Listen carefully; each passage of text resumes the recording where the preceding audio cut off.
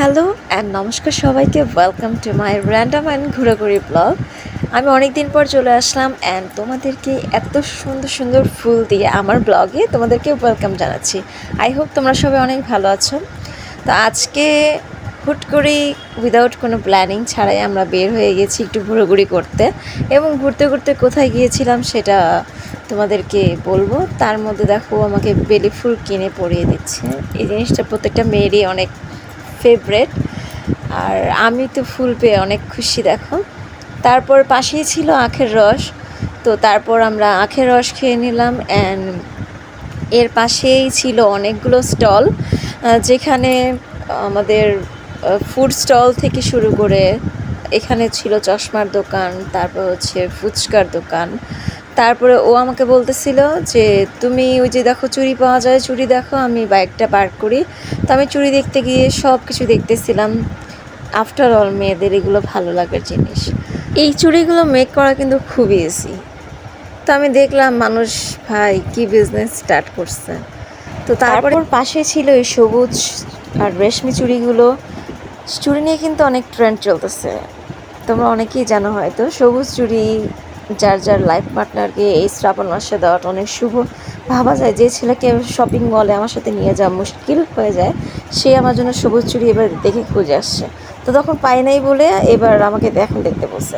তো আমার কিন্তু এই বিভিন্ন ফুড স্টলের দিকে চোখ আটকে ছিল, কিন্তু আনফর্চুনেটলি আমি তো একাদশী ছিলাম, তার জন্য কিছুই খেতে পারবো না।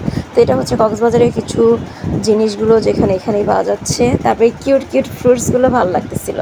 তো এই দোকানটা থেকে আমি 2 জোড়া ইয়াররিংস নিয়ে নিলাম। এরপর আমরা পৌঁছে যাচ্ছি মন্দিরের সামনে, যেটা ছিল রমনা মন্দির। আমরা আসলে অনেক দিন পর রমনা মন্দিরে এসেছিলাম উইদাউট কোনো প্ল্যানিংয়ে। আমরা রাস্তায় বের হয়ে ডিসাইড করছিলাম টিএসসিতে যাব। পরে আমি বললাম কি যে চলো রমনাতে যাই।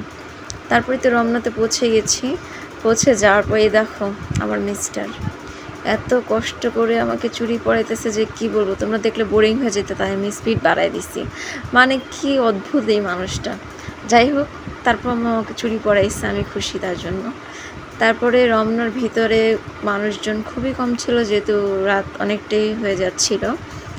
তো মা কালীর দর্শন করলাম, ভিতরে একটু ঘুরোঘুরি করলাম। আসলে অনেক দিন পর বের হয়েছি, তাও রাতের বেলা ভাল লাগতেছিল।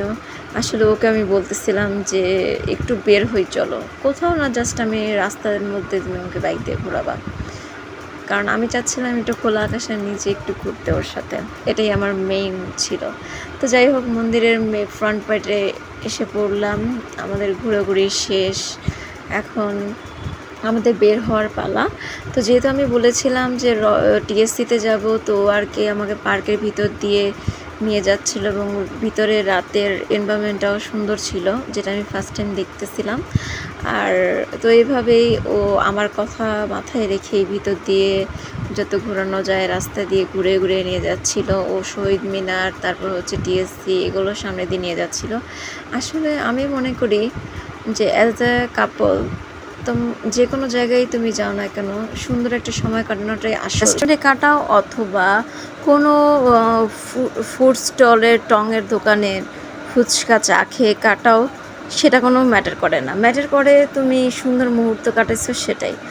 তো তারপরে হচ্ছে আমার মনে হয় প্রত্যেকটা কাপলের একটু নিজেদের জন্য সময় বের করা উচিত। কারণ আফটার ম্যারিড সবাই এত বিজি হয়ে যায় জীবন নিয়ে, সেখানে নিজেদের জন্য সময় বের করা আসলে কঠিন হয়ে যায়। কারণ সিঙ্গেল লাইফে ঘুরতে বেরোয়ার জন্য সময় অনেক ইজিলি বের করা যায়, কিন্তু মিঙ্গেল হলেই এরকম ডিফিকাল্টিসে পড়ে যায়।